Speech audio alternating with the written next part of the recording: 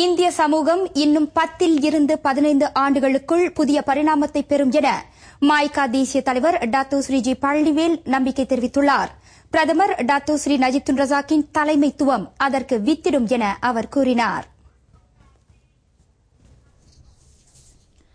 Doctor Sri Najib நாட்டின் பிரதமராக தலைமையேற்றதில் இருந்து இந்தியர்களின் நலனில் கூடுதல் கவனம் செலுத்தப்படுகிறது. இதன் அடிப்படையில் இந்திய சமுதாயம் மறுமலர்ச்சி காண்பது நிச்சயம் என டாக்டர் ஸ்ரீ ஜி பழனிவேல் குறிப்பிட்டார்.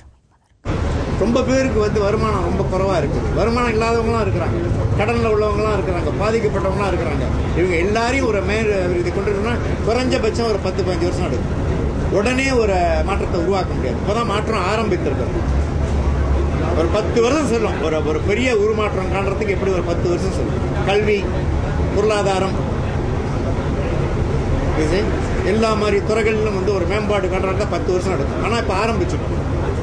மற்றொரு நிலவரத்தில் அடுத்த ஆண்டுக்கான வரவு செலவு திட்டத்தில் குறைந்தது 5 விழுக்காடு ஒதுக்கீடு இந்திய சமுதாயத்திற்காக ஒதுக்கப்பட வேண்டும் என தாம் பிரதமரிடம் கோரிக்கையை முன்வைத்திருப்பதாக மாய்கா தேசிய தலைவர் டாக்டர் ஸ்ரீ ஜி பழனிவேல் தெரிவித்தார்.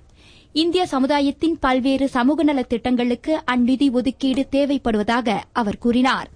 இவ்வாண்டுக்கான வரவு செலவு திட்டத்தில் தமிழ் பள்ளி, ஆலயம் உட்பட இந்திய சமுதாயத்தின் பல்வேறு தேவைகளை பூர்த்தி செய்வதற்கு பிரதமரும் நிதியமைச்சருமான doctor Sri Najib Tun Razak கூடுதல் நிதி ஒதுக்கீட்டை வழங்கினார்.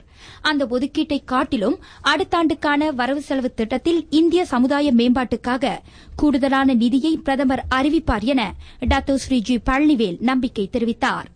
இந்திய சமுதாயத்துக்கு என்னென்ன தேவைப்படும், அதாவது இந்த முழு பட்ஜெட்ல ஒரு 5% நீங்க ஒதுக்குங்கன்னு கேட்டிருக்கிறோம்.